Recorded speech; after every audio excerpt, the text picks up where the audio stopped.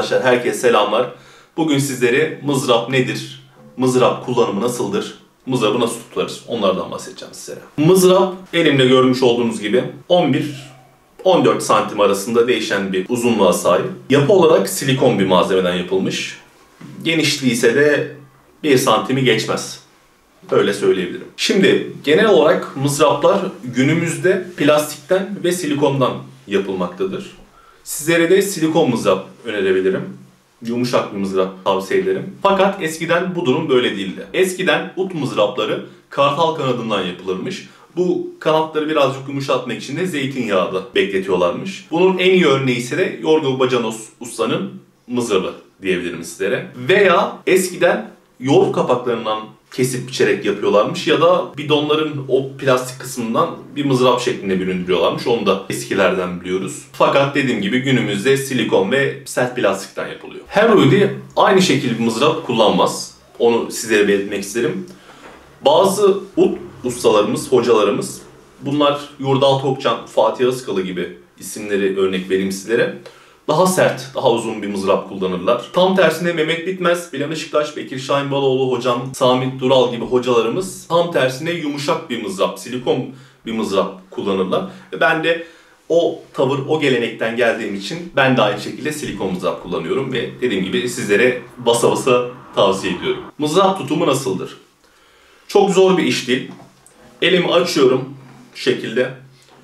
Şu parmaklarımın birleşilen eklemlerin kısmına tam birazcık çaprazlama koyuyorum bu şekilde. Kapatıyorum. Şu şekilde bürünüyor. Ardından çevirdim. Baş parmağım yatırdım biraz. Aynı zamanda işaret parmağımın sol yanına doğru sıkıştırıyorum. Şu şekilde bir tutum elde ediyorum. Yani tekrar anlatayım. Çaprazlama koydum. Gördünüz. Baş parmağımla işaret parmağımın sol yanı büküyor mızrabı.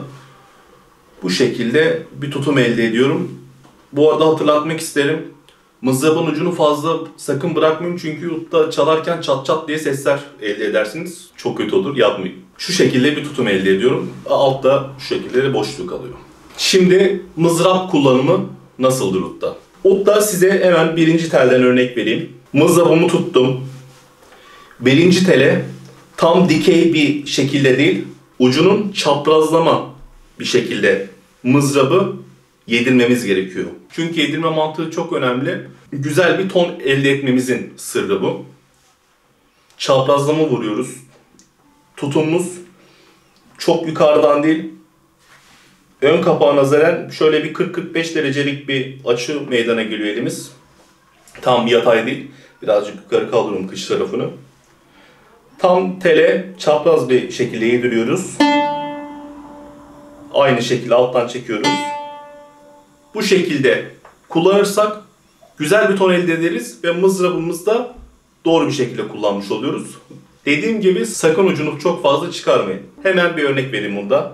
Şöyle bir tutum elde ettim. Çok ucunu bıraktım. Hem diğer telleri de hem de çat sesi çıkıyor ön kapağı açar bırak. Yapmayayım bunu. Kısaltıyorum bunu. 1 santim gibi bir şey çıkıyor.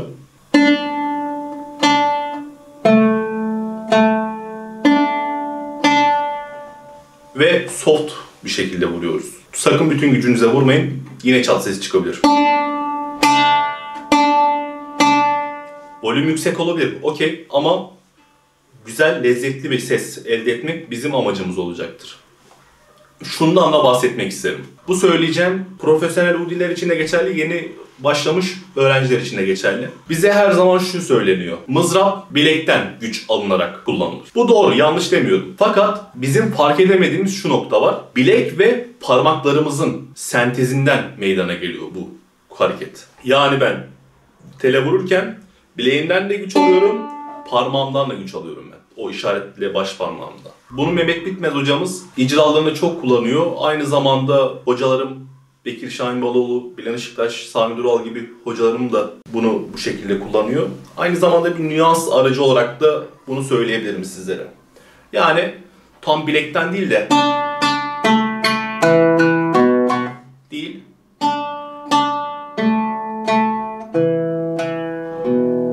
gibi söyleyebilirim. Anlatacaklarım bu kadar. İzlediğiniz için teşekkür ederim. Videolarım gelmeye devam edecek. Bir sonraki eğitim videosunda görüşmek üzere. İyi seyirler dilerim, iyi çalışmalar dilerim.